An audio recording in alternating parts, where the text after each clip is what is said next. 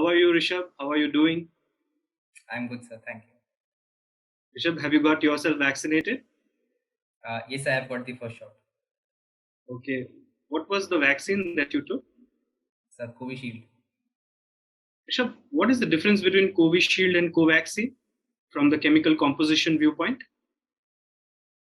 So I'm not exactly aware of the exact difference. However, the way by which these vaccines are manufactured is different. So Mhm. the Covaxin is more of the complete virus is suppressed, and then the whole virus is somewhat injected so as to give some immunity. Whereas in the Covishield, which is developed by AstraZeneca and Oxford, Mhm. herein the adenovirus from some other animal. It was from the ape family. Mhm. That has been modified so as to give an immune response. Rishabh, nice name. What is the meaning of your name? So Rishabh means morality. Morality. Okay. Have you heard about Rishabh Dev? Yes, sir. What was his guiding philosophy in life? So Rishabh Dev was the first Jain Tirthankara. He gave four principles. It is said that he gave the first four principles of Jainism, Hmm. of non-violence, of not stealing, of not having too much wealthy possessions, Hmm. and I'm unable to recall the fourth one. Okay. And these were the principles that he lived by. So the five principles of Jainism, the first four were given by Rishabh Dev. That's what you're trying to say? Yes, as far as I've read, and the fifth was added by Lord Mahavir. What was the contribution of Lord Parshvanath? Uh, Sorry, sir, I'm not aware of this. Okay. Rishabh, you also happen to share your name with a very famous cricketer, Rishabh Yes, Pant. yes, Do you know him? uh, yes. I have. He's been in the news for the past couple of months because Are you of his. following his game?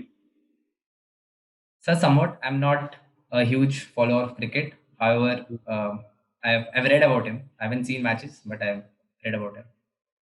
Okay. Any one good quality that you like in Rishabh Pant? So there are many qualities that I admire about him. If I had to choose one, it would Mhm. be the way he doesn't hesitate to take risks if he's confident about himself.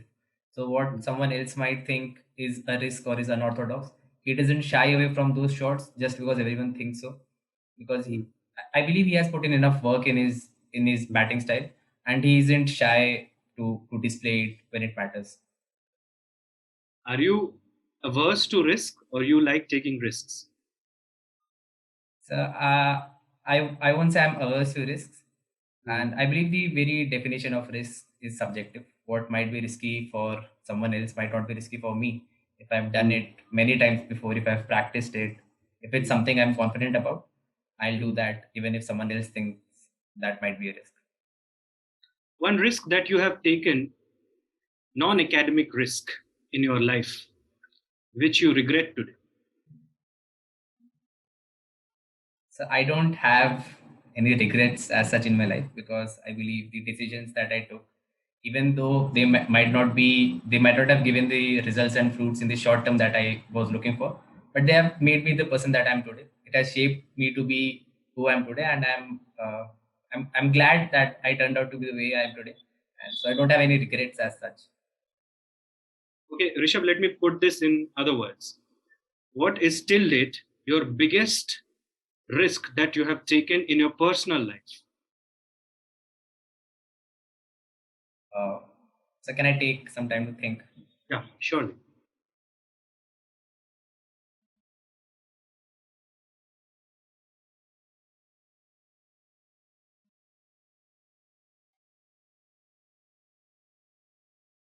So I'm unable to recall from the personal life because most of the decisions that I've had to take till now, major decisions have been in my academic and career life. So I can't think of any. anything from my personal life. However, if I have to choose, if I can share an academic risk from my career, yes, if I had to choose one from my academic or career life, it would be that after my during my third year, I decided not to do any internships, or no, I didn't even make a CV or sit for placements during my college graduation during the placement season. So it was a calculated risk, as many of my friends had a backup option of going for of sitting in the placements, so that even those who were pursuing the civil service examination. But I thought, and I took a risk that I won't sit for placements. I'll completely dedicatedly go for the civil services, and I think up till now it has kind of paid off. Okay. Rishabh, your birthday is on 26th of December. Yes, sir. And that also happens to be the birthday of a great personality. Are you aware of that person in the world of computers? No, sir, I cannot recall any at the moment. Have you heard about Charles Babbage? Yes, sir. Charles He's Babbage. so he's known as the father of computers. He belonged to which country? Sorry, sir, I'm not aware of this. Okay. 26th December is also known as the Boxing Day. Yes, sir. Why is it known as the Boxing Day? So earlier, when 25th of December is Christmas, and the Mm, next day after Christmas, there was a custom wherein the rich mm, people of the upper classes used to give gifts to the poor people, and they used to mm, box them up in a box mm, while giving the gift. From there on, the name picked up, and so the next day mm. after Christmas is called as Boxing Day. So, should it be renamed as Unboxing Day? So definitely it can. However, it depends whether the recipients of the gift are unboxing the gift on the same day. They might Okay. be unboxing it the next day. Okay. Good, Rishabh. Rishabh, 26th December was also uh, disastrous in 2004 because the Yes. Boxing Day tsunami hit the Indo Pacific region. Yes. You have geography as your optional, Yes, sir. Rishabh. Which were the two plates that were involved in that creation of tsunami? So the tsunami was from the earthquake of the west of Sumatra. So the two Mm, microplates that were involved were the Sumatran plate and the Andaman plate, mm. and it so there was a fault, and it caused a huge earthquake which led to the tsunami. Have you heard about the Burma microplate? Yes, sir. Uh, It is part Indo-Burma, of. I've heard. Is it part of the Sunda plate or is it part of the Eurasian plate? So I'm not sure about this. Okay, Rishabh, you have won a gold medal in football. So, do you still play the game? Uh, no, sir. I haven't played it since the last 2 or 3 years, but I used Mhm. to during my second year of college. Till then, Since you have been a part of a team which won gold medal, you must be excellent at the game, I suppose. Are you aware of the term called laws of the game in football? What yes, does sir. that mean? The laws of the game define the basic tenets of the game of football. It's given Mm, by an international body, and mm, I, I I believe there are around 10 or 12 such major laws on the basis mm, of which football as a sport should be played professionally. It gives mm. those laws. Okay, have you heard about FIFA? Yes, sir. Is that a legislating body or a governing body? So FIFA, I would say it's more of a governing body, because FIFA doesn't isn't the body that makes the laws of the game. It's a different Mm, international body that makes the laws. mm. So I I So it would is a. I would guess it's a governing body. However, I'm not sure. Okay. What about ICC? Is it a body similar to that of FIFA or it is not a governing body? ICC, the International Cricket Council? I'm not aware of this. So, Okay. Suppose uh, there's a very important game going on, and you have to take a free kick from a position from where you can score a goal. But suppose yes, something passes your mind, you turn back and you hit the ball towards your own net. Will that be considered as a goal? so it can be considered as an own goal, but not a Okay. goal. Are you sure about it, Rishabh? No, sir. Okay. What about a penalty shoot? Can you pass the ball during a penalty shoot? Yes, sir. It has been done a couple of times in the past. So I Hmm. think yes, it can be done. Okay. However, the Penalty. other players have to stay behind the box. I'm not talking about a rebound during penalty, but can you pass the ball? The first pass. Can the penalty shoot be taken in two touches and two from different players? Yes, sir. Not during a penalty shootout, but when there is a penalty shoot during the game, when a penalty is Hmm. given, there have been Hmm. many instances in the past where the ball has been passed to another player who has run forward and Hmm. scored the goal. So, and that has Okay. been a legal goal. Okay. Are you aware about the cards that are used in football for official purposes during the game? The red card and other cards, yellow card? So I'm aware of these two cards, red and yellow. Okay. Yes. Okay. Suppose the game has not started yet. The first whistle has not been blown. Can a player be shown red card by the referee? Sorry, sir. I'm not aware of this. I'll have to read up more on it. Okay. Rishabh, I was going through your DAF and your hobby is very interesting. Reading Calvin and Hobbes comic strips. Yes, Now, sir. that is considered as the last great newspaper comic stripe. Yes, sir. Who is the author of this Calvin and Hobbes comic stripes? Sir, Bill Watterson. Bill Watterson. Okay. Rishabh, what is the inherent philosophy of these stripes? So there are many philosophies that are explored during Mm. throughout the series. Mm. However, on the and we can differentiate it on the part of the content of the comic strips as well as the philosophy of the author Bill Watterson. So Bill Mm. Watterson always believed that the comic strip should always represent integrity Mm.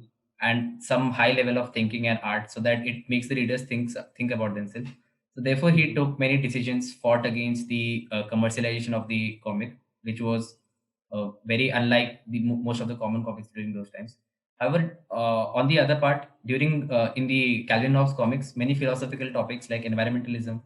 consumerism, consumer identity, and Mm. other deep philosophical topics like meaning of life, what's happiness, Mm. what's morality. Many such concepts have been explored. Mm. Is that a reflection of Hobbesian ideas, that comic strip?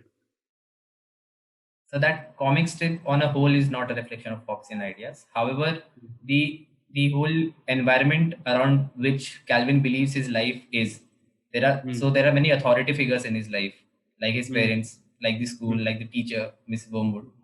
And Mm. so there's a comparison can be made here that the universe or the world in which Calvin lives is a Hobbesian world where there's a need for an authority figure like Mm. Thomas Hobbes proclaimed the authority of a state or a leviathan Mm. to bring in order. So there's this parallel. However, other parallels are very not very directly relatable. Is there any inclusion of Aristotelian morality in this comic strip?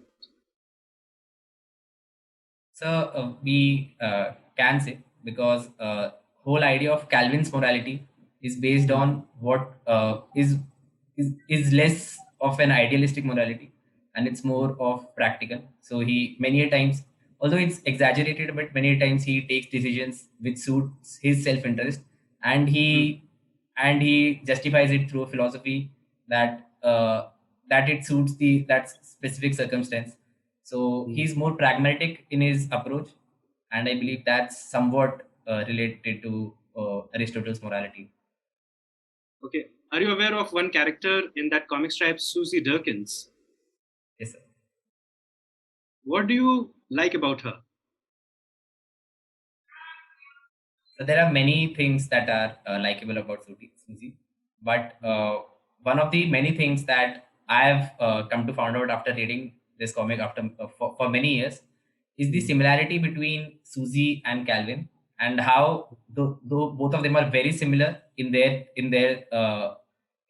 way they function, in the way they talk, in the way they behave. However, mm, they don't seem to get along, and the mm, very idea that they aren't able to get along is because they are very similar.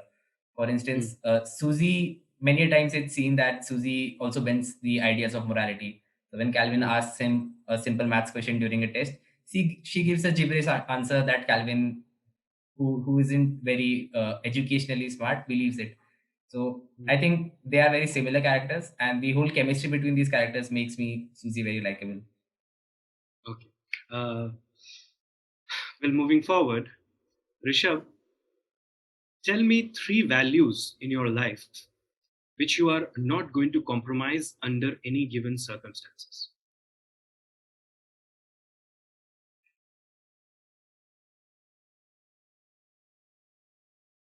So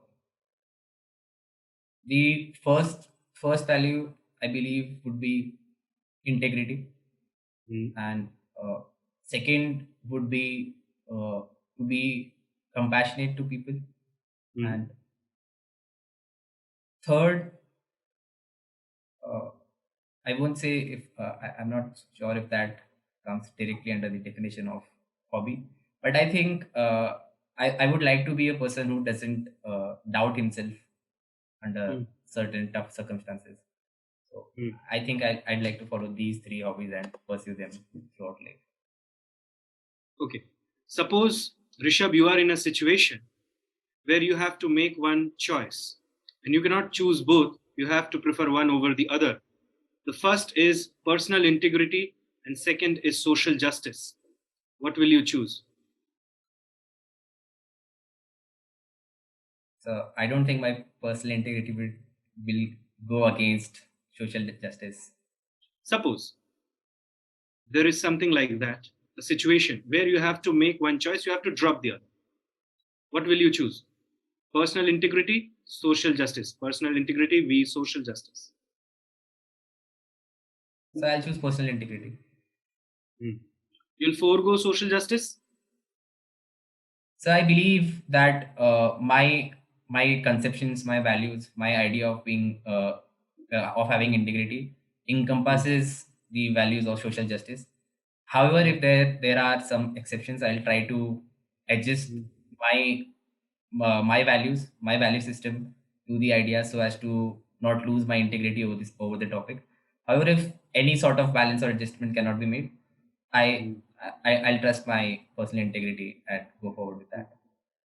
Rishabh, don't you think that a civil servant, well, your choice of personal integrity over social justice stems from the consciousness of self preservation? Don't you think that a civil servant should be more concerned about social preservation than self preservation? And if that is the case, you must pick social justice. Are you still picking personal integrity? So I would beg to differ. I don't think that one's personal development or one's personal integrity has to always be antagonistic from the social justice angle. Mm, Because for instance, if one in such a situation, if one chooses social justice, he won't ever be able to be in peace with oneself. And I believe that there should be harmony with what you do and what you do for yourself and what you do for others. And as mm, long as both are in line, I don't think there'll be any confrontation of this sort. And I have certain sense of confidence in my personal integrity, and I believe it won't go against social justice. So I believe that's acceptable for a civil servant. Rishabh, what is your biggest weakness? And portray a real weakness. Don't camouflage a strength and exhibit it as a weakness. It's a one weakness that I've noticed in the past, and I've been told by my friends is that many a times when there are group activities, in the past there was an event of negotiation table where I had to lead four, 5 people, and mm, there have been instances where people who are not as enthusiastic or not as motivated to the task that the group is meant to work towards, mm, I tend to over compromise, and I mm, tend to the, I'm not as understandable as to what their reasons for that might be, and I tend to push them a bit too much. And mm, I believe that is something that I need to work upon, to have realistic expectations from people and to mm, understand what their circumstances are for mm, their reason for them not performing or them not being as enthusiastic about something that they should be. mm. That is one Okay. thing that I need to work upon. Who is your favorite political leader who is alive and active in politics? So it's difficult to choose one. Mm, I haven't followed politics as much, so mm, I can't make a clear cut judgment. However, there are many I like. mm, I like our current Prime Minister Narendra Modi. mm. I like Mr. Nitin Gadkari, Okay. the way he works, his work ethics, Mm, and these are the two names that come to my mind. Uh, there are other political figures that I haven't followed much, but the New Zealand's Prime Minister Jacinda Ardern has also done mm, a very good work. She stands for very progressive values. mm. So I think that is also some a political leader that I admire. However, I don't know much about her, so I haven't read much about her. Okay, Rishabh, if you have to, if you have the capacity to change one historical event with respect to Indian history, what it would be?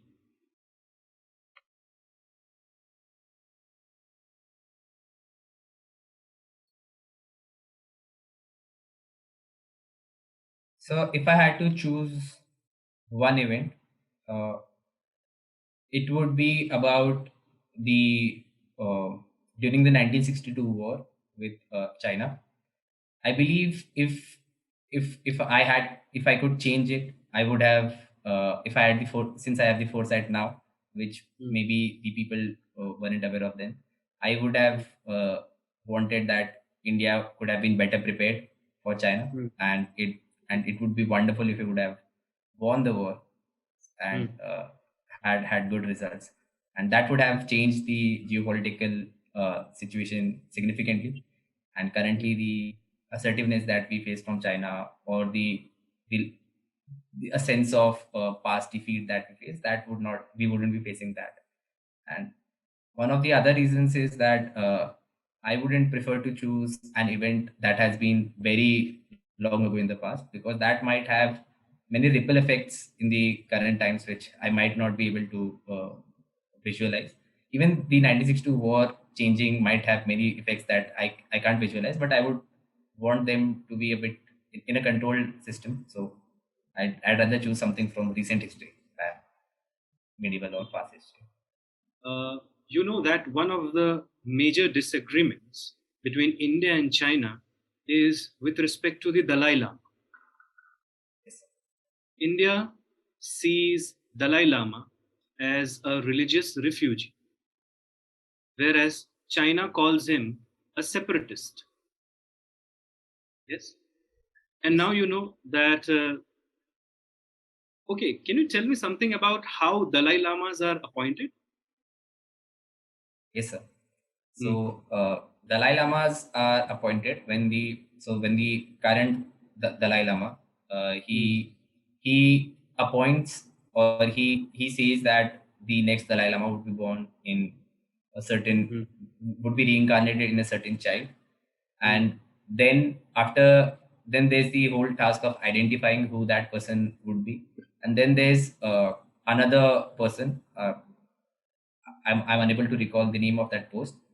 He along with a council, they are given the task of identify who that person is, and mm. that child is made the next Dalai Lama and is groomed to be the next spiritual leader of the Tibetan people.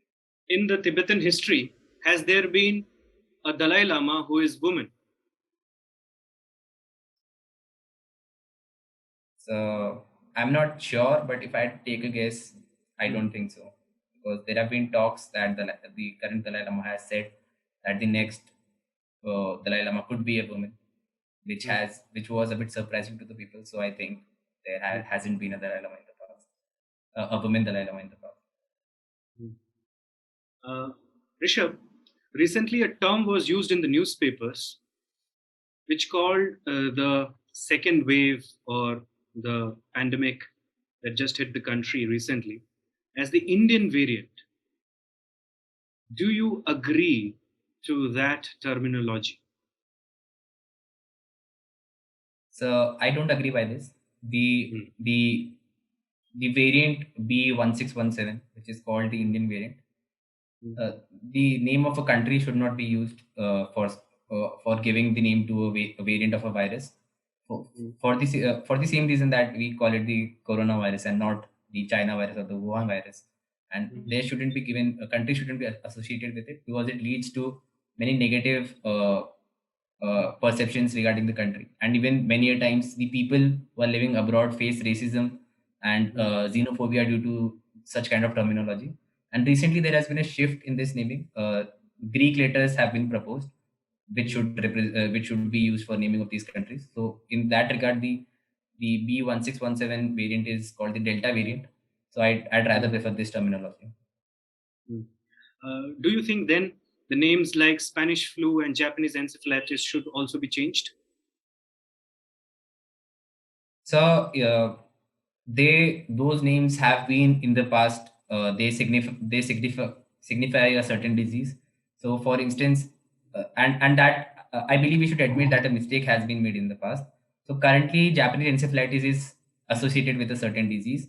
If we completely change the name, there might be confusion in the common people who won't be able to identify the symptoms of a disease, and they might be much more confused. Even the medical community themselves would be confused regarding the terminology of a virus and the treatment for which the procedures are well established. So I believe Hmm. that would we can explore the idea, but there are some challenges that need to be fine tuned before completely renaming the past diseases. Rishabh, what kind of a friend will you prefer? One who has courage but lacks integrity, and one who has integrity but lacks courage. So I would prefer the one who has integrity but lacks courage. Hmm. Okay. Thank you, Rishabh. Thank you, sir. Rishabh, it's a beautiful name, and I understand it's one of the most beautiful names in the Indian culture, right? You said it stands for morality, Yes, sir. but Rishabh also was one of the avatars of Lord Vishnu, Yes, sir. Uh, Rishabh. Yes, sir. right? Okay, so of the avatars that of Lord Vishnu that we know of, give me names of about say five of the avatars if you are aware of five other avatars. Yes, sir. So, as you mentioned, Rishabh and Lord Ram is an avatar. No, Lord Par- leave Rishabh alone. Give me five other names. Lord Ram, Lord Parshuram, Lord Krishna, uh, Lord Buddha, uh, Lord Varaha. So, these five. Uh, Okay, there has been Lord Narsimha also. okay, yes. Okay, of all these avatars, there is one avatar which has yet to take birth. Yes, sir. Which is Sir that? Kalki. Good. Rishabh, your date of birth is 26th December, right? And you talked of the Boxing Day.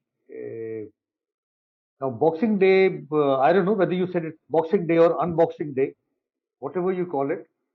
But tell me, why is Boxing Day associated with cricket? And how is it associated with cricket? So I'm not exactly aware of this, but there's a Boxing Day test match between countries, and I think it's. I'm not again. I'm not sure. I'm taking guess. I think it's the England Australia. It's related to a test match. I'm not sure. No, but when India toured Australia last year, even that test was called a Boxing Day test. So all the tests that all the matches that are on 26th of December are called Boxing Day matches, and it's in all sports. Even in football, the matches are called Boxing Day matches. Okay, and the Boxing Day test matches in Australia, any particular stadium where they are played? Are you aware about it? No, sir. Sorry. Okay, Rishabh, you belong to Rajasthan, but you were born in Goa.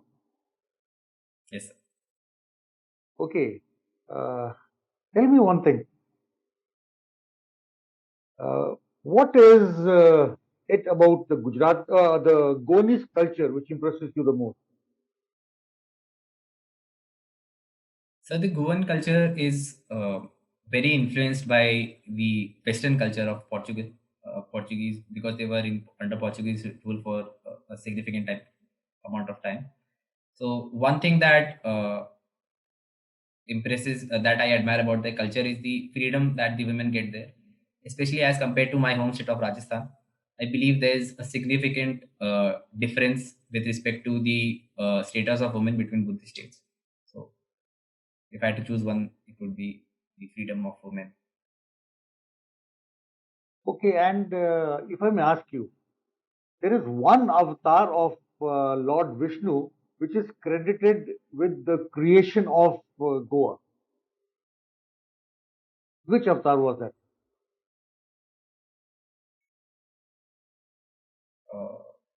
Uh, can I take a guess? Do that?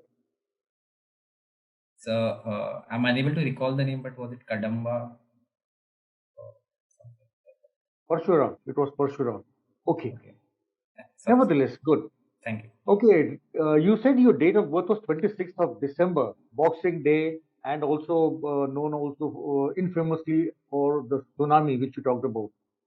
It is also famous for one other reason, a very, very important uh, discovery was made on this day. Are you aware about it? Sorry, sir. I cannot recall anything at the moment. Okay. The Curies had announced the discovery of radium on this particular day. Thank you, Okay. sir. Uh, you said your hobby is reading Calvin and Hobbes the comic strip. A very Yes, sir. unique hobby, all right. Uh, now you said Bill Watterson started it, but tell me, how did the name come about, Calvin Hobbes? So Bill Watterson was inspired by the philosophers John Calvin and Thomas Hobbes, and thereafter he named his characters after them. Okay, and you said that this series that started had a purpose behind it, a philosophy to be talked about. Why did this series end so abruptly and so soon? It did not even last 10 years. Yes, it was unfortunate that the series ended in nearly 10 years. There were many reasons because the, Bill Watterson had been facing many legal challenges with the syndicate which printed the comics, the Universal, and even though he won the whole legal case in 1991, many a times he had to take sabbatical due to such pressures of commercializing the comic. Along with that, it was when he returned in 1994, he announced that he'll be ending the series by next year, and he believed that the purpose of the series was completed. He had achieved what he started out to achieve through the messaging of the comic strip, and he believed that once the purpose was completed, he shouldn't extend it anymore, and that might lead to dilution of its quality. So that was the primary reason. Okay, one of the most important characters in this, as you said rightly, was Susie Durkin, right? Uh, Give me three other names of other three more important characters in this particular series, apart from Susie Durkin. And apart from Calvin and Hobbes. Obviously, yes. So Susie is one of the probably the only character who has been given a full name of Durkins. Many of the characters in the series are unnamed. For instance, his parents are very important figures in Calvin and Hobbes' life, and both of them are unnamed. There's the figure of Miss Wormwood, who's his teacher, and there's the figure of Mo. Mo represents a school bully in the comics, and he has also played a significant part in shaping Calvin's life and outlook towards the world. These are the three significant characters. There are other characters also, but they are how those are fictional characters, Calvin's alter ego, like Spaceman Spiff and Tracer Bullet. So there are other characters also, but they are in Calvin's imagination only. Okay, you said Mo was a bully in this character, in this Yes. series. Okay, Yes, sir. but then Calvin and Hobbes, they had created a club, a gross club. Yes, sir. What was it about? So, Sir Gross was an exclusive club of Calvin and Susie, of Calvin and Hobbes, and the whole idea behind the club was to irritate Susie, and times they used to plan a strategy so as to throw snowballs at Susie. And once, when asked what's the full form of the club, Calvin said it stands for Getting Rid of Slimy Girls. So that's about it about the club. Good.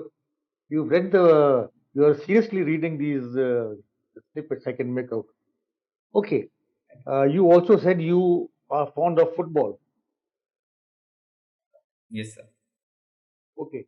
Uh, who was the winner of the last FIFA World Cup, So France. and whom did they beat in the final? So if if it was Czech Republic, I'm not sure. Oh, sorry, it was Croatia. Correct. Okay, good. Uh, where is the next World Cup going to be held? So in Qatar. And what is so special about this?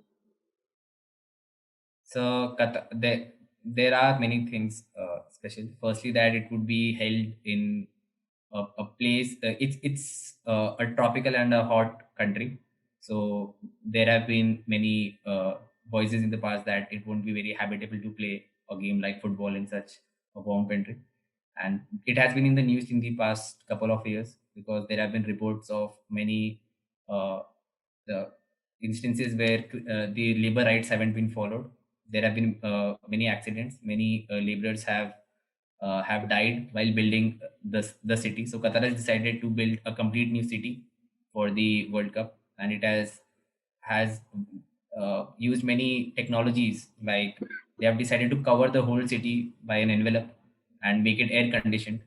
So many new ideas have been explored, and it has been in the news for past many years. How is that related to Asia as a continent? So the World Cups. So Qatar is in Asia, and I'm not sure if in the past there have been World Cups hosted in Asia. There was hosted in Russia.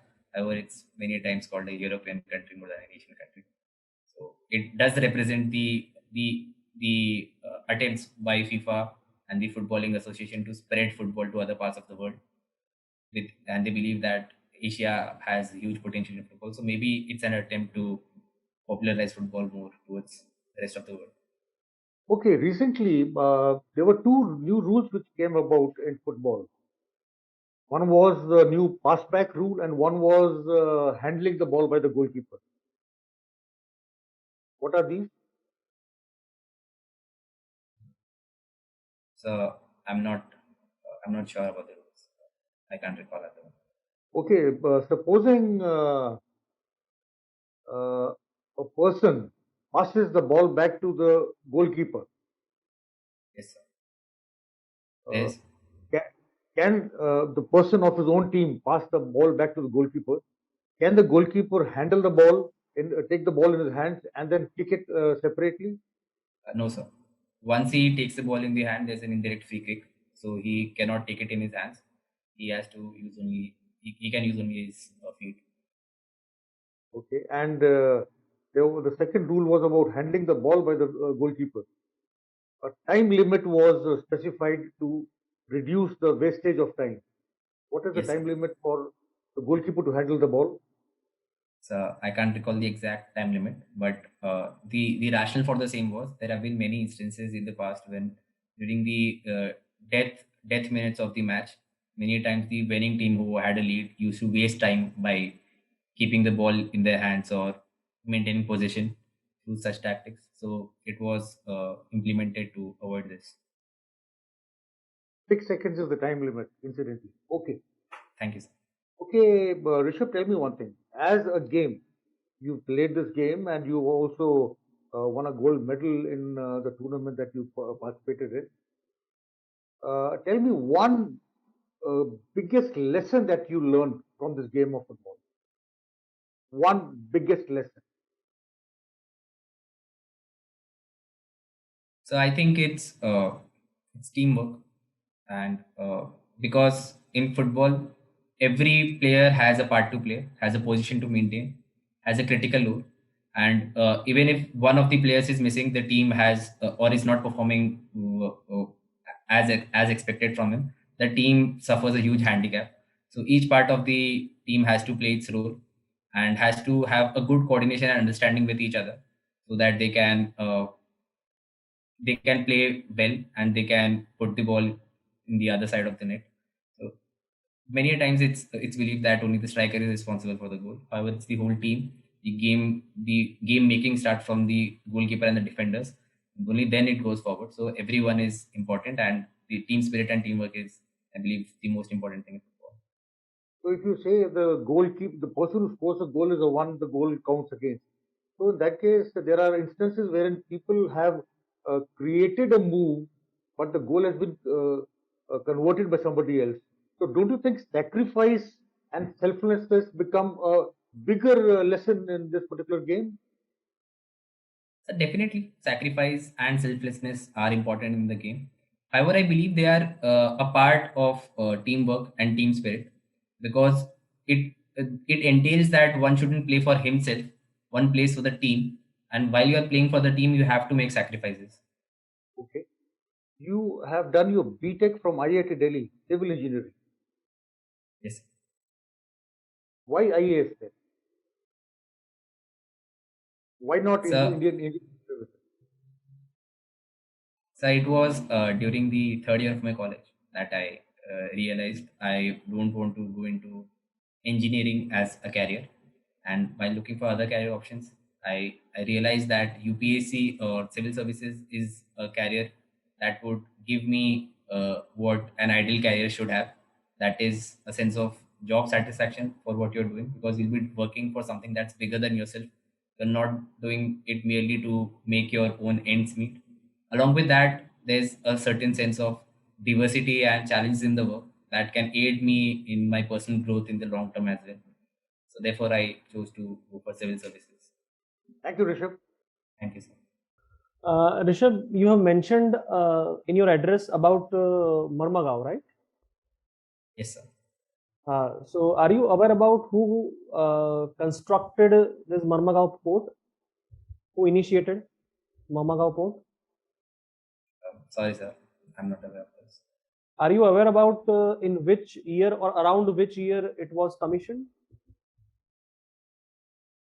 Uh, so I'm unable to recall. Okay. Are you aware of whether Marmagaon port is a major port or minor port? Marmagao is a major port. Major port. It was declared a major port in 1964. I want you to tell me what impact does declaring Marmagaon a major port had on its development? What is the significance of categorizing a port as a major port? So Marmagao, since it's a major port, the capacity of the port has increased significantly. And in the past, I'm not sure, in the past 10, 12 years also the capacity had expanded significantly. And currently, yeah, it was the largest iron ore exporting port from India. So it plays a huge role in the country's economy as well as the overall port-led development of the region. So much of the economy around the area is dependent on port. However, Rishabh, you haven't heard my question well, I think. I asked you, Mamagaon was declared a major port in 1964. What significance does declaring a port as a major port has on its development? What is the significance of the tag major port? That's what I want to ask you, Rishabh. sorry, sir, I'm not exactly aware. Okay, fine. Rishabh, are you aware about M. Visvesvaraya? Yes, sir. He was also a civil engineer. Yes, sir. Yes. What was his contribution in Indian development? So Visvesvaraya was a very renowned engineer and under the Mysore state, if I'm not wrong, and he played part in the designing of the drainage system of the region, as well as he helped in the designing of various dams. And I think Krishnaraj Sagar Dam was designed by him, and it is after his birthday that the National Engineers Day is also celebrated. So he has remained a tall figure in engineering in India. Right. So don't you think that you also being a civil engineer, you could also contribute in the civil engineering field what he did in past, and you can set an example. You can be a modern day M. Visvesvaraya. Yes, sir. I believe if I had taken civil engineering, I might have been able to contribute a lot to nation's development. And I think everyone can contribute in nation's development in every career. So one doesn't have to be But why? go to a specific. I want to ask you, Rishabh. You have scored a very good marks in civil engineering. You passed out from IIT Delhi, if I'm not wrong. So then why civil services?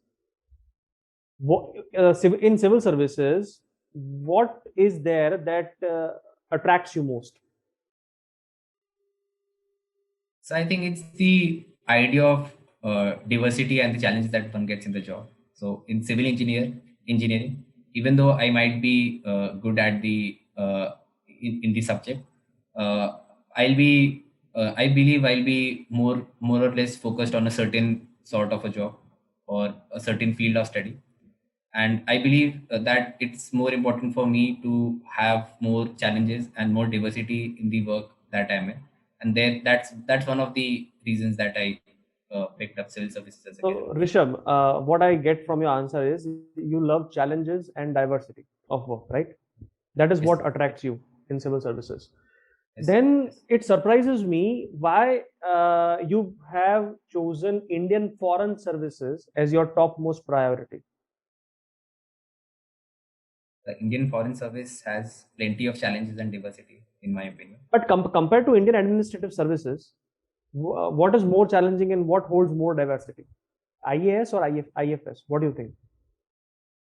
So I think the whole idea of something being challenging or something having diversity is up to the person who is performing the task. And I believe that both of them have their own challenges and have their own diversity.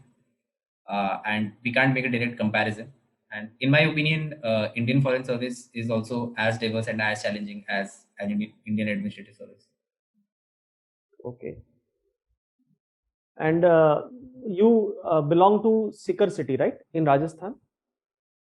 So I'm from Jaipur. My parents came from Oh, Sikar. okay. Your parents were from Sikar. Are you aware about sex ratio of Sikar? Uh, what was your answer, Rishabh? I couldn't hear you. Can you please repeat? Yeah, so I'm not aware of it. Sorry. Oh, okay, okay. Rishabh, you are aware about the fact that Sikar has extreme temperatures on a higher side as well as on the lower side. Yes, sir. So, being a region with extreme temperatures, what civil engineering challenges does such kind of region faces? So there are many challenges. Firstly, if a structure or a project is being constructed, the construction material or the elements of the structure are face various range of temperature, and with temperature there can be many structural weaknesses that can develop in a structure. So that needs to be taken care of, because with in Sika the temperatures can go as low as 0 degrees Celsius to as high as 48, even 49 degrees Celsius. So that's a huge range, and that's need to be taken care of. Secondly, there's with varying temperatures which are above and below, highly above and below the normal comfortable range of living. In such regions, there's huge demand for utilities like heating or cooling, and so the structure should be designed such that uh, there's less requirement of those. The walls can be designed in such a way that they keep the region cool, or there's the elements outside the structure don't impact it inside. For instance, we the whole idea of having glass buildings in a region like Sikar is not very wise. So we can have many civil engineering modifications in the structure so that the lives of the So, people can Rishabh, be Rishabh, comfortable. any specific building material you would advise to use in Sikar? So one thing that we can use are, for instance, instead of normal conventional bricks, we can use fly ash bricks, which don't conduct as much heat from the outside to the inside. And along with that, there have been many materials that have developed that I'm not exactly aware of their names, but the water on the outside, there's some water on the outside that evaporates, and then the cooling effect is felt inside the building as well. So there are many technologies that can be applied. Okay, Rishabh. Rishabh, have you been to Sikar or Rajasthan? Yes, sir. I've been living in Jaipur for Okay, so you are many living years. in Jaipur currently. So, Yes, sir. what is the cuisine of Jaipur, and what is the speciality in that cuisine? So cuisine of Jaipur isn't very phenomenally different from the general cuisine of Rajasthan, and many of those, for instance, the name of the dishes that are famous here are dal bati churma or kher sangri sabji. Along with that, uh, the speciality is that much of food of cuisine of Rajasthan and even Jaipur is spicy, has a good amount of ghee and oils in it, and it's there's a prevalence of pickles in the food that we eat here. So these are some things that make it differentiated from other cuisines. Okay, are you aware about the reason behind use of too much spices in Rajasthan? What is the geographical reason behind it? One of the reasons is that since the Rajasthan has been a dry and a semi-arid region, and there haven't been many cultivation of fresh vegetables. So spices have been used to conserve and preserve the dishes and recipes that are made, and this is the same reason goes for ghee as well. So they preserve the food, and it can be consumed after some more time. That's the reason that I can think of. Does spices provide some health benefit which is relevant specific to hot areas such as Rajasthan, Rishabh?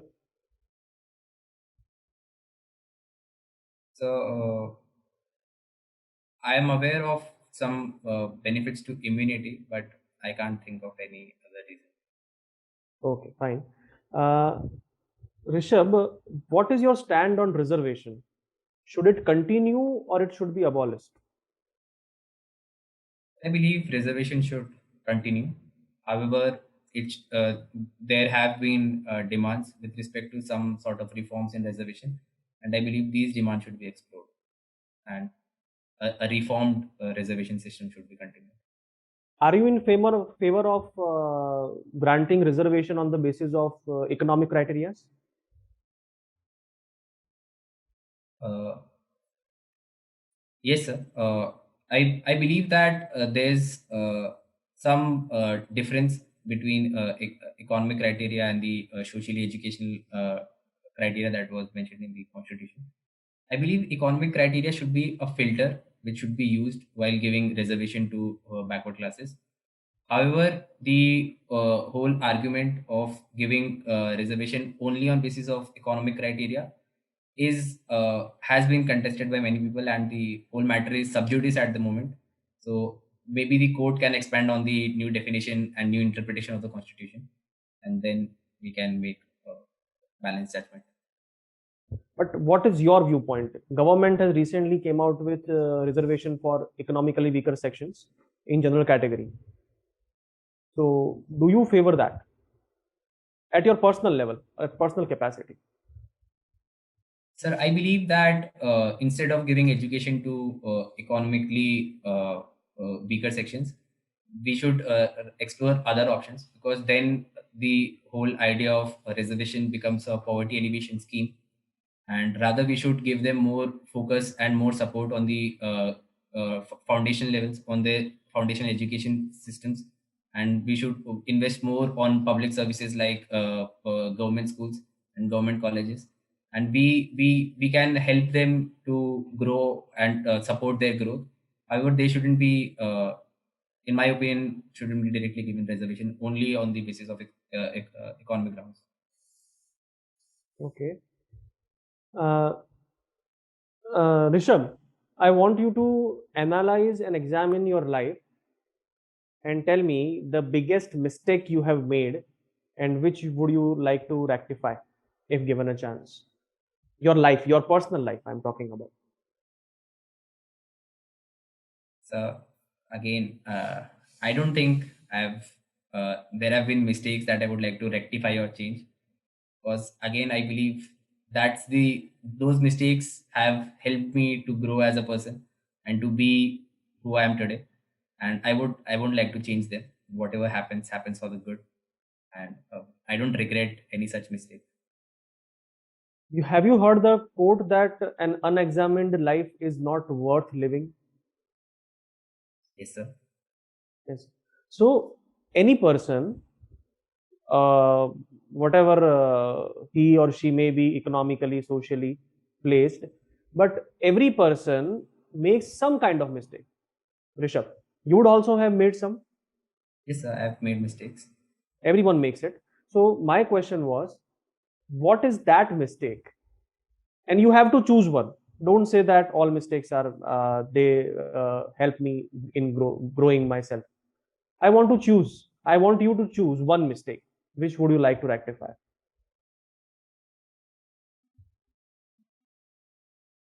So if there's one thing that I would like to change is that one when I got to college in the initial years of my college, the first semester and the second semester, I was a bit hesitant in exploring various activities, various clubs. I had some preconceptions regarding my own potential and my own inclinations, and I believe because of that, I've missed out on many opportunities.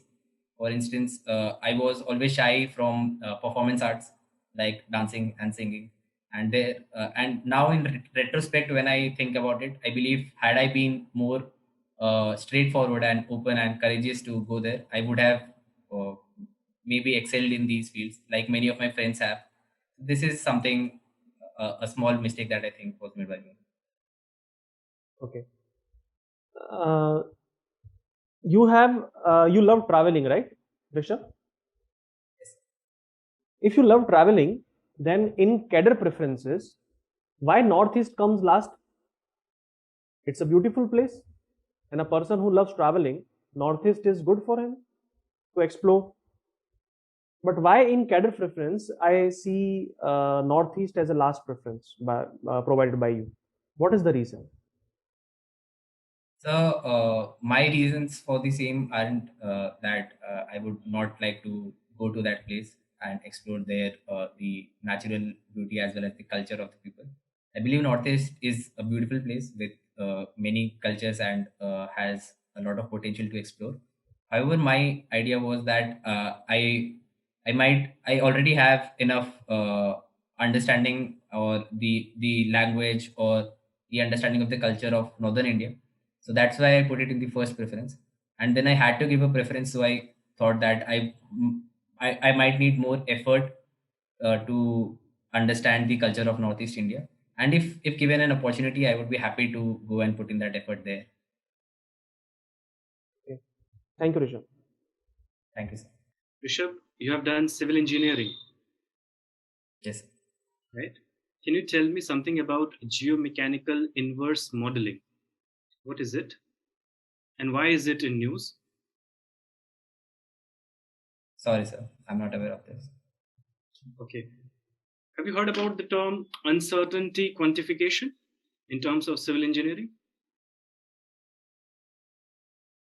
Uh, Not the exact term, but I think I'm aware of the idea of it. Hmm. It's about so there's when a structure is designed, there are always errors in our measurements of different values, be it Hmm. the dimensions or the strength of a material, and due Hmm. to there being errors in our estimation of these values, even if the error is small enough, it can have a huge catastrophic impact on the structure itself, its strength, its dimensions. Therefore, an uncertainty analysis is done while designing the structure so that we can incorporate these errors in our design. And the quantification of the uncertainty is, I believe, Rishabh, uncertain. Yes. Rishabh, you have also been associated with the Literary Club of IIT Delhi. Yes.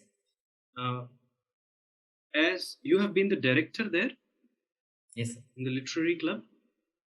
Yes. So, in your capacity, what leadership roles you have performed there and what lessons have you learned there? Leadership lessons. So, in my capacity as a director, my idea was to assist the secretary of the club and guide the other representatives who were junior to me in the second who were in the second year. I was in the third year at that time. So my responsibility was to guide them and to give them ideas and bring them to come up with their own creative ideas so as to expand the activities of the club and the reach of the club. So one of the things that I learned was that people are many a times reluctant to work or reluctant to step forward with their ideas. However, they should be persuaded, they should be motivated to not be shy, because no idea is a bad idea. And there's this perception that someone's idea might be uh, not a very intelligent idea. So people used to shy a bit, were shy.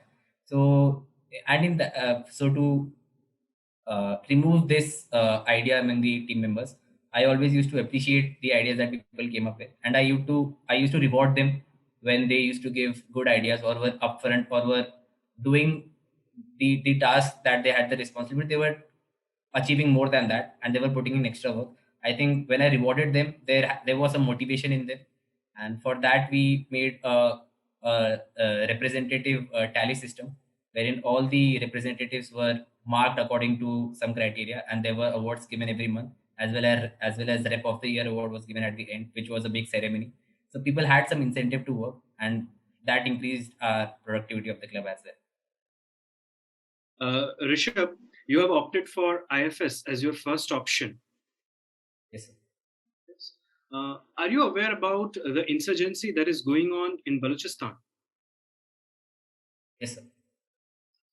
Which are the two principal groups that are fighting in Balochistan and what is their aim? Sir, I can't recall the names of the groups, but the Balochistan people, they have a certain separate identity from the people of the erstwhile rest of the Pakistan, and they want to have their own separate nation. And it is also because that there has been very less development in the region, so they believe that they have been not given as much opportunities as they should have been given. There is a feeling of resentment against the Pakistani government, and therefore there's an insurgency there. Have you heard about the Balochistan Liberation Army? Uh, no, sir, I'm unable to recall at the moment. It's the principal fighting unit that is fighting against the Pakistani army. What do you think, Rishabh? What should be India's stance on Balochistan? If you are given the opportunity to make an official stance, what stance will you take with respect to Balochistan? So I believe officially we shouldn't have a stance that goes that interferes in the matters of other countries, because India has always maintained the position that the internal affairs of a country are its own matters and outsiders shouldn't comment on it. However, unofficially, in a covert manner, there have been reports in the past that India has supported or has some intelligence officers there who are doing some work in Balochistan. And I believe we should have some pressure points on Pakistan so as to deal with it in a more persuasive manner in the future. And even though we don't have an overt stance on the subject, we can work covertly here. And I believe it is one. Kulbhushan Jadhav, have you heard his name? Kulbhushan Jadhav. Yes, sir. Was he involved in Balochistan?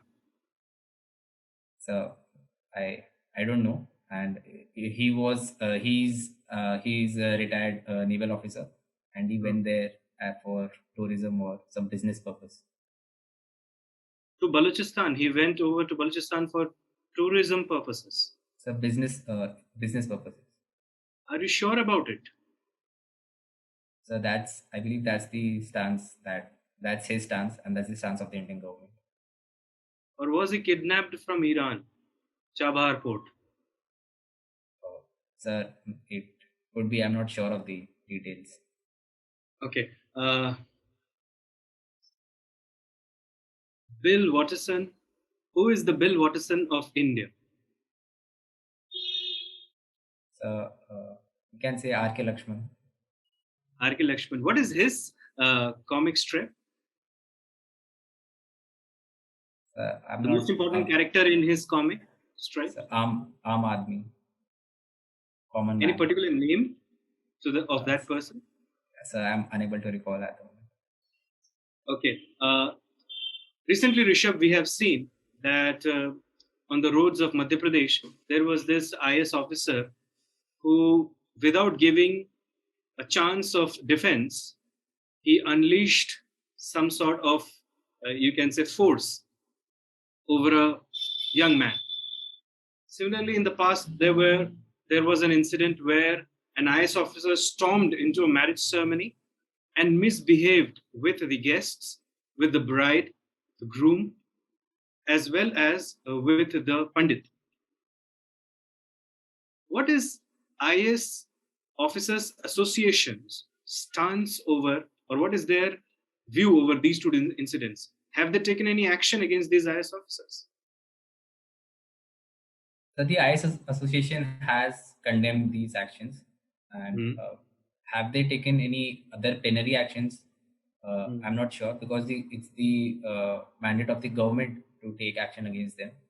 However, they have condemned this action, and they have said that this is not worthy of the conduct of an IS officer or a civil servant, and this practice should not should not happen. Rishabh, what is the similarity between Alexander von Humboldt and Ferdinand von Richthofen? Similarity. So both of them are one of the founding figures of geography as a discipline, and the similarity is that both of them had an integrative approach of geography. They believe that geography, the physical geography as well as human geography, go hand in hand, and it is only when they integrate and they are studied together can we have a wholesome view of geography as a subject. Suppose, Rishabh, you are made the Prime Minister of India. Tell me 3 steps that you will take in a priority fashion, or prioritize your steps.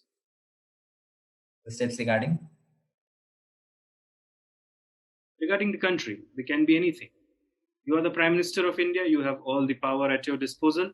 3 steps, prioritize them with respect to India. So my first step would be efficient management of pandemic, in which all my steps would be basically manage the pandemic. So first would be that we should expand our vaccination program, and we should provide urgent ramp up in the capacity, as well as source vaccines from different countries and ramp up our domestic manufacturing capacity as well.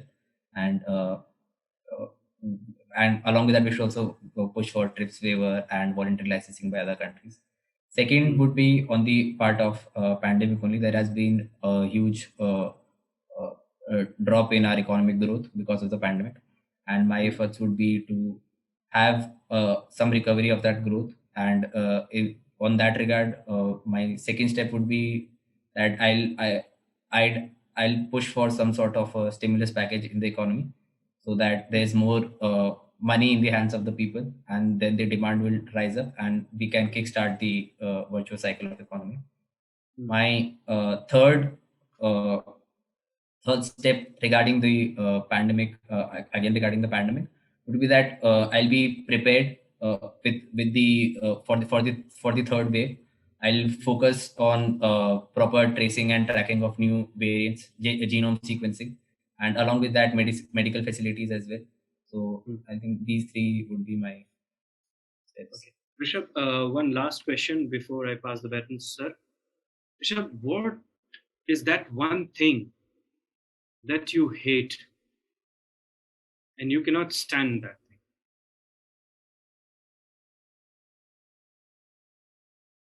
So it's more of related to my own self-esteem, because I have somewhat heightened expectations from my own conduct and my own ambitions. And the thing that I hate the most is what if or I'm doing something by which I'll fall in my own eyes. And I believe that is something that I'd never want to do, and I won't be able to stand. So uh, that is something I absolutely want to avoid. Rishabh, that is more personal from the societal viewpoint. One thing that you hate, socioeconomic viewpoint, political viewpoint. So one thing that I hate is intolerance and a sense of discrimination between different groups. So be it on the lines of gender or be it on the lines of religion and caste, I think people should be more open-minded, and should, even though there's existence of group identity, they should believe that everyone has the right to have their own identity, and they should be given those rights that every citizen of India should have, and they should not discriminate or judge people who are different from themselves. And this is the basically the roots of discrimination. So I believe that is something I don't like. Do you think, Rishabh, that when people become extreme, the levels of tolerance in the society go down? By extreme, I am not sure what you mean. In any sense, political ideology, economic ideology, social ideology. Society is generally seeing that, for instance, if you take fundamentalism in religion, so people who are more fundamentalists often tend to be less tolerant towards other groups. So that is a reason. However, we cannot make a generalization. Someone can be extreme in their views. Along with that, one can also accommodate someone else's extreme views. And I think that is the society that we should aspire to be. Thank you, Rishabh. Sir. Thank you, sir. Rishabh, you are an engineer, right? You love challenges. And in that case, why is IRS higher in your order of preference over IPS? So there are many reasons for the same. Firstly, I believe that my skills, my aptitude would be more inclined towards and the revenue services. And however, if given an opportunity to serve in the IPS, I believe I'll be a great fit there as well. Therefore, I preferred it fifth and not below that. And secondly, I believe that the on the part of attitude, I believe I might be a bit averse to the use of force in a situation which might be essential in the work of an IPS. So therefore, I believe I'll have to incline. So therefore, I'm more inclined towards IRS, and therefore I put it above it. However, I believe that IPS is a great service as well.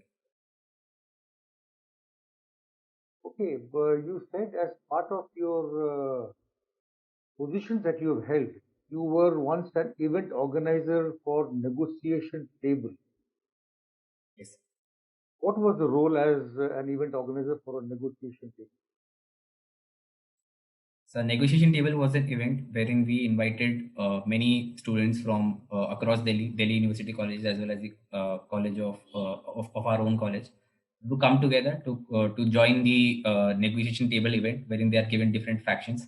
So my role was on multiple parts throughout the planning of the event.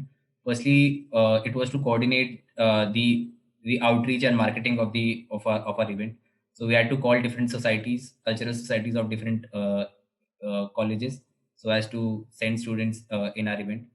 And along with that, on the preparation phase, the timing, the logistics of how they'll be given refreshments and food, and how the event will progress, and if there are any hiccups, so how to deal with them, which we haven't thought of, the challenges that we might face, which we haven't planned for. I was responsible for dealing with all of those things. Okay, but when you talk in terms of negotiation skills is one of the most important and a very desirable attitude that is required in life today. Yes. All right. So, when you talk in terms of negotiation skills as a very important skill, there are two terms which come to my mind. I don't know if you've heard about them. I would want to know. There's a term called as BATNA. Have you heard about it? So it's I've heard of it. I can't recall the full form. It's the best alternative if a solution, if a s if an amicable solution cannot be reached. I can't To a recall the exact full form. negotiated agreement. Yes, Okay. sir. Okay. Then, in case of negotiation, in case of any dispute, there is something called as a ZOPA also. What exactly is ZOPA then? Sorry, sir. I'm unable to recall. Okay. ZOPA is the zone of possible agreement in a negotiation. Okay. Thanks. Tell me, love marriage or arranged marriage? So I believe both are fine. I said love marriage or arranged marriage. So are you asking about my personal preference? Yes. What would I? Yes. So I think I would prefer a love marriage. What are the advantages of a love marriage over an arranged marriage? So in a love marriage, there are better chances that I'll be compatible with the person that I'm marrying, and since I have to live with them throughout my life, and it's my own choice, so it's maybe I'll be more compatible, which might not be the case in an arranged marriage, because the duration or the means through which we know each other, or the duration for which we have known each other, might not be as long or as good as it might be in a love marriage. Secondly, I believe in a love marriage, since it would be my choice, I'll be able to reconcile and live with the consequences of it. For instance, even if the marriage doesn't work out, since it's my choice, people can deal with difficult situations and difficult consequences if it's their choice that led it to them. If it's an arranged marriage and the marriage doesn't work out, I'll always feel a sort of resentment against my parents and my family, that it wasn't my choice, it was their fault. I think I'd like to avoid that. So one thing you're talking about is you're looking for happiness. Yes, sir. Okay. What exactly is your idea of happiness? So I think it's difficult to define, but if I had to, I would say that happiness is is a journey. It's a small steps when we are satisfied with ourselves, when we are satisfied with our efforts or satisfied with our current state of life. I think that is happiness. Okay. Tell me, Rishabh, who is your ideal in life? So it's Whom do my you father. idolize? So my father. Why? Tell me So three lessons that you learned from him, which you would like to emulate. So my father uh, is a very dexterous person who isn't dependent on others. Or for instance, he always tries to sort out problems by himself. Even if he doesn't know something, he takes the initiative to learn it. For instance, if there's some sort of hardware work that's required in the house, there needs to there's some leakage in the washing machine or the fridge. He'll be he's curious, and he loves challenges, so he'll go and do that himself. And if then he fails, he'll call someone to help him, an expert in the field. So I believe that is that one thing that I love. Second is that throughout his career, he's been in government services as well. He has been very honest with the job. He has a very impeccable integrity, and he hasn't compromised in circumstances where other people might have. And uh, I've developed, I believe I've developed and learned this habit from him, seeing him throughout childhood. And third, I believe that he's a very uh, he's someone who makes people comfortable around them, and he's charming in that sense. Yeah, people, when they talk to in him in the first place, they won't they feel like talking to him, and he makes them comfortable, and that is also something that I admire. Okay, tell me, Rishabh, you have an association with Goa as such. So tell me one thing about we have a navy to look after our maritime defense matters, right? What exactly then is the role of a coast guard? Why should we have a coast guard? So Coast Guard is for protecting the coastal region, and Navy, a maritime navy is largely given the responsibility of protecting the high seas that go beyond our immediate coastline. So that is the difference in their work. And Coast Guards are largely responsible for only coastal security, whereas navies have different purposes as well. Okay, recently, a couple of days back, a, a deal was signed pertaining to the Indian Navy. What was it, and what was its significance?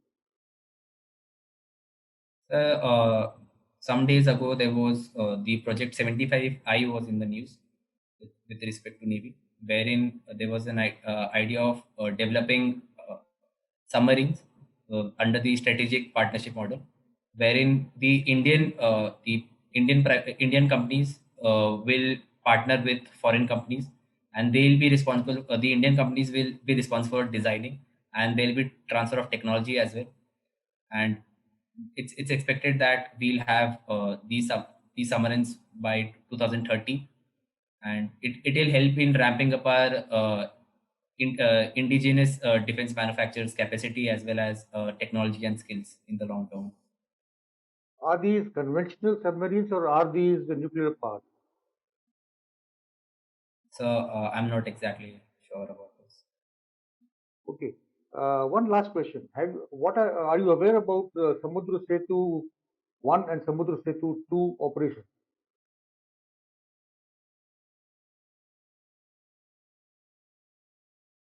So I'm aware of the operations, but I'm unable to recall This was what carried one out and by two. the Indian Navy or the Coast Guard?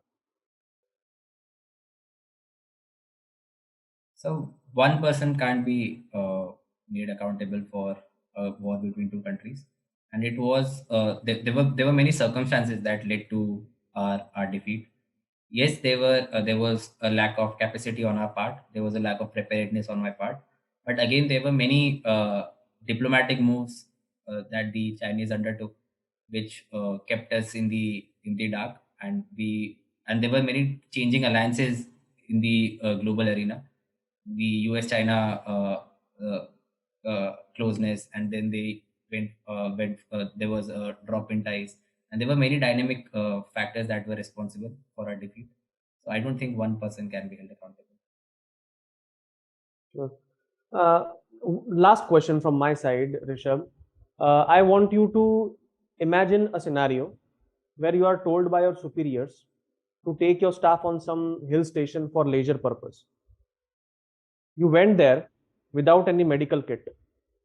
One of your staff started experiencing breathing issues, breathing problems. What would be your first step?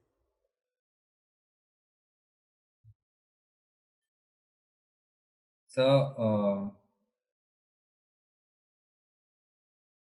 so my first step would be to ensure that he's taken to the nearest clinic or hospital, and preferably one that is a bit lower in altitude, because many a times there are breathing problems due to high altitudes, especially in a hill station.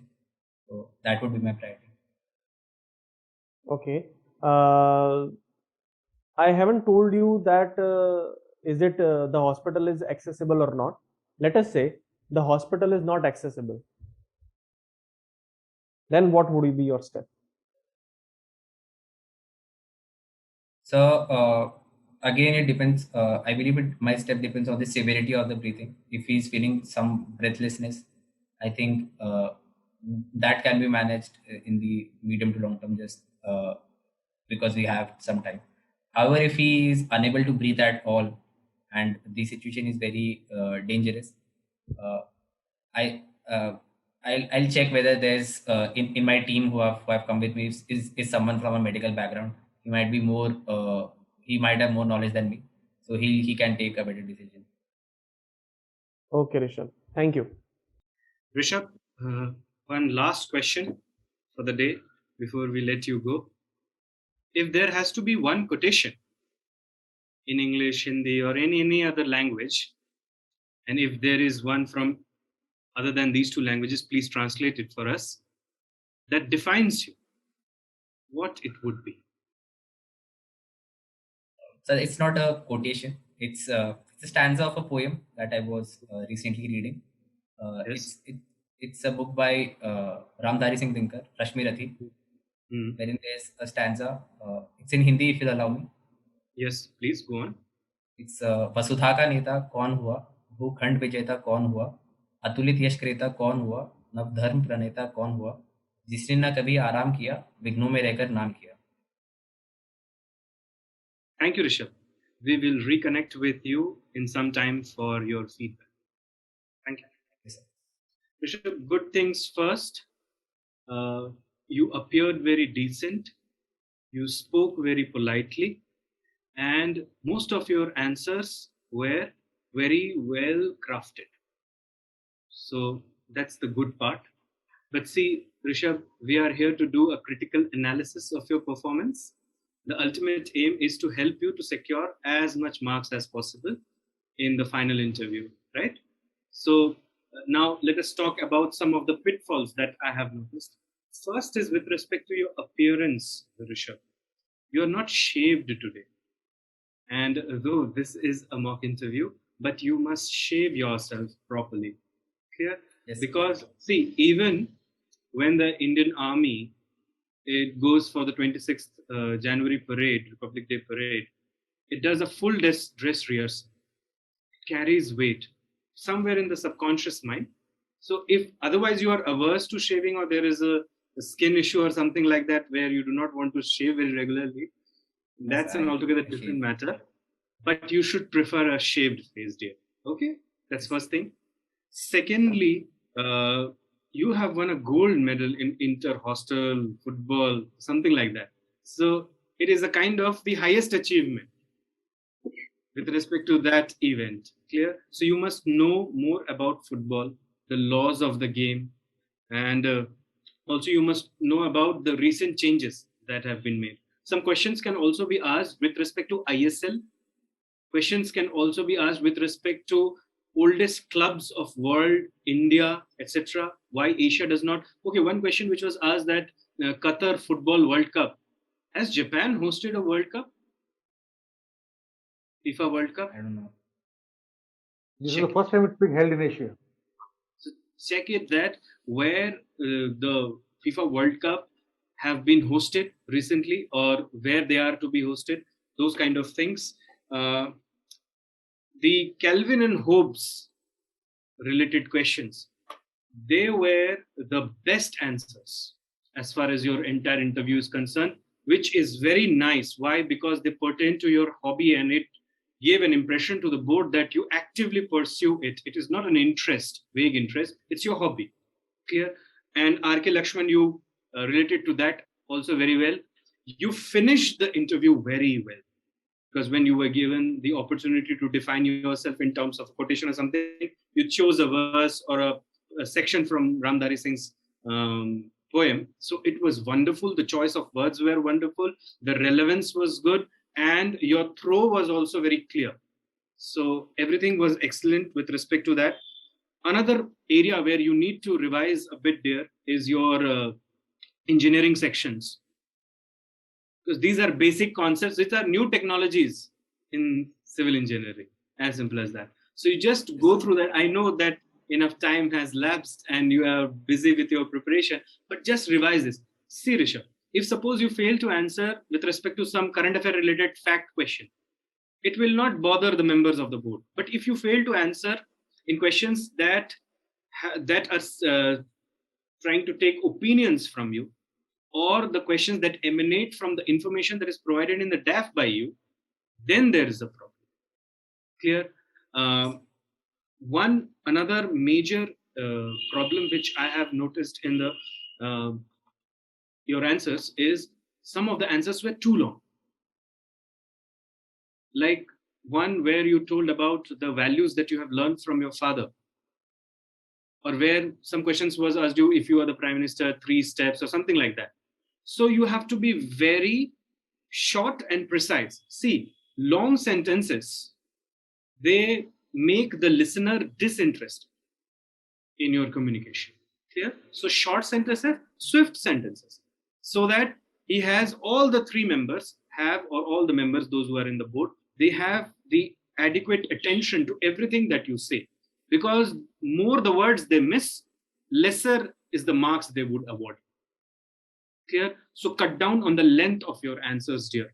Otherwise, Rishabh, brilliant performance considering all the factors. And I feel that you have a brilliant chance this year. I see no reason, unless you do something disastrous in the interview hall, I see no reason why you will not get selected this year. Okay, Rishabh? That's my feedback. Thank you. Rishabh, overall, excellent performance. Communication skills, excellent. You conveyed your point of view in a very beautiful manner. You were well prepared for the interview. You were dressed well. Okay? You were wearing your headphones. I only wish the light was a little better, but otherwise, that could be the local constraints in the room as such. But as regards shaving, it was a big letdown. You should have shaved. It would have been wonderful. You were wearing a lovely smile, and that was the hallmark of your interview. The whole 2 hours, I could see that smile on your face. Beach mein, there were instances wherein I could see all about you lost out on your smile, but overall, uh, you retained your smile throughout, and it was not hurting at all. It was very pleasing. So that's a very nice thing that you've done. Couple of times you answered the question without understanding the question. You had to be corrected. It happened, I think, at least twice. So don't shoot into an answer. Don't jump into the answer straight away. Uh, Take a second to think about it before the person who's asking the question has finished. So that means probably you have gone on a tangent, and then it makes things a little adverse. Civil engineering, I felt a little bit of brushing up is required. Apart from that, one question which I asked you was about your father, about the person whom you idolize. You said your father. You gave a wonderful explanation to it, but the answer was too long. Now remember, your answers, if they tend to get long, you will get short-circuited. Somebody will stop you, and somebody, if they stop you in between, what will happen? You will lose your train of thought. Number one. Number two, you will not be able to put forward your point of view that you want to put forward. So that will actually make you lose a little bit of your self-confidence when somebody checks you in between. So let your answers be short, crisp, and precise. Interviews, the best answer, short, and the best part of your question answer, the best part of your answer should be in the first part, not the latter part. And as regard your body position, throughout the interview I saw your head was tilted towards the right. I don't know why. So that on the screen it was always changing. So I had to, when I was looking at you, so I had to look at like this. When I was looking at you, I had to look at like that. No, I'm not talking about looking left, right. I said the tilt of your Okay. head. Okay. The head should not be tilted. You know, the moment your head is tilted, it gives a feeling of as if you are taking the whole thing with very relaxed manner. Your head should be straight. If you keep your head straight and keep these things in mind, wonderful. Well done. Thanks. Rishabh, uh, so good things first. Your smile was very infectious, and you wear it throughout the interview. It is very good. Your confidence, your communication skills, and the knowledge about your hobby, Kelvin and Hobbes, that was very good. And the last poem or the part of the poem which you spoke, that has added a bonus mark. But there are some issues which you should resolve if you want your marks to improve by 2025. And you know that in this examination, 2025 marks is too much, right? Okay, so first, Rishabh, you should be aware more about, you should know more about football, as you have been a gold medalist in that. One question I asked you about why you prioritized Indian Foreign Service over Indian Administrative Service. I was expecting a more detailed response. You ended your answer a bit abruptly. That's what I felt. So prepare that well. That question will be shot at you because you have prioritized Indian Foreign Service. Okay, and that is a bit unusual. Next one is, when I asked you about your mistake, you categorically stated that no, sir, I don't. From all mistakes, I have enriched my life, and that is why I do not want to change any mistake, or I had not made any mistakes. Such should not be the answer. You should understand the mood of the interviewer who is asking the question. When he is asking you about the mistake which you made in your past, in your life, that means that he wants you to examine the life, and he want to know whether you are that person who examines your actions or not, or your deeds or not. So you should have accepted upfront only that yes, sir, I have made this mistake and I would like to correct it. See, we all are human beings. At one or two places we would have made mistakes, and it's better to accept it. Okay, so I was expecting that kind of answer. Your EWS answer was not that satisfactory. Economically weaker section answer, because in the UPSC board there would be a member who empathizes with the issue, who wants economically weaker section to get a reservation, and your answer sounded as if that your stand is against EWS. So what you would should have been a good answer? Your good answer should be that yes, economically weaker section should be granted a reservation, and government has taken a step in the right direction. See, government has taken the step, although the matter is sub judice, but this matter is almost settled that EWS will stay. You can't criticize it or you can't be against it. You have to favor it. So I would advise, don't fall into the trap even if your personal viewpoint is that economically weaker section or economy based reservation should not be there, I would advise take a stand that I prefer EWS, or I agree with the government's recent step of granting reservation to EWS. Okay, that stand should you should take, and you should be more aware about Marmagaon, Sikar, Rajasthan, especially Marmagaon. You are not aware about who commissioned the Marmagaon port. Marmagaon is a major port. What is the significance of major port? These details are required. Okay, and at many places there were ahs and oohs because you were thinking as you were speaking. So I would advise take 2-3 second pause, first think and then speak. You can avoid these ahs and oohs. Okay. And if you are asked a case study or scenario based question, which I asked you, you should ask at least 1 or 2 supplementary questions, as if that you should have asked like, sir, can you please tell me at which hill station we are going, or whether a hospital is available, whether it is easily accessible by road or not. Then you can take proper steps. I gave you only half of the information. I was expecting that you would ask 1 or 2 supplementary questions to be aware about the full picture. Then you could have answered the question properly. Okay, so whenever in any interview you are asked a case study based or scenario based question, ask 1 or 2 supplementary questions. It shows your attentiveness and willingness to take or participate in the case study. Okay, Baki, overall, Rishabh, your interview was wonderful. You can easily, if you improve on these things, you can easily increase your marks by 20 to 25. Okay. Thank you, sir. Rishabh, based on today's performance and by taking an average of all the individual marks given, we are of the opinion that if you perform like this, you will end up somewhere in the range of 180, 185. Okay. But having said that, if you make these improvements that have been suggested, then definitely you will cross 200. Clear? And otherwise, you appear very vibrant.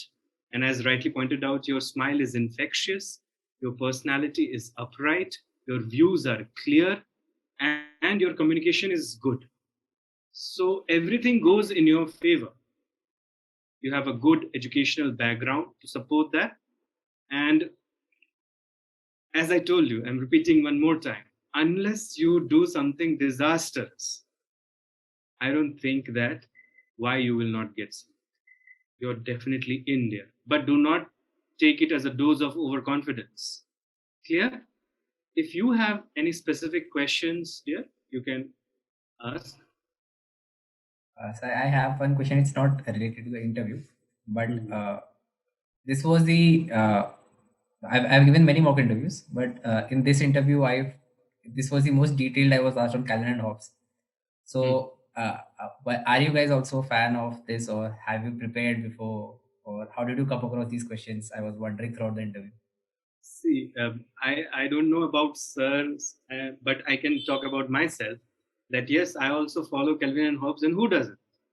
Everyone loves Calvin and Hobbes, especially his philosophical interjections, his interpolations, and how he is not selfish, but he still puts self-interest first. Yes. So that's very interesting. Sir, if you want to add something to that. Sorry. I actually like this script, I think, much more than any other script, because I see human philosophy here coming out, and I relate to it very, very closely. And I have been following it for quite some time, and it was after a very long time I got to ask a question about something which, apart from sports, which is my favorite subject. This was another issue where I felt as if I am asking my own questions, which are close to me. As simple as that. Thank you, sir. But Sir, Rishabh, let you me tell want you to one thing. About the World Cup. I asked you one question. What is special about the World Cup 2022 World Cup in Qatar? Remember, this is the first time it is being held in Asia independently by one country. So this is and the next World Cup. I was about to ask you, but I forgot. The next World Cup, which is going to be held after Qatar, is going to be held in 3 countries, and that's going to be the first time it's going to be held in 3 countries. 3 countries are getting together to co-host it. So these are small things which you should be knowing. And one more thing, they have chosen the prime minister. You should say that kind of weakness or bad quality which is portrayed as if it is his strength. In your personal case, you should not portray your weakness as your strength. But in case of prime minister, you should portray his weakness as his strength. That is advisable. Okay. Rishabh, any more specific questions which you would like to ask? Thank you. Okay. All the best, Rishabh. All the best.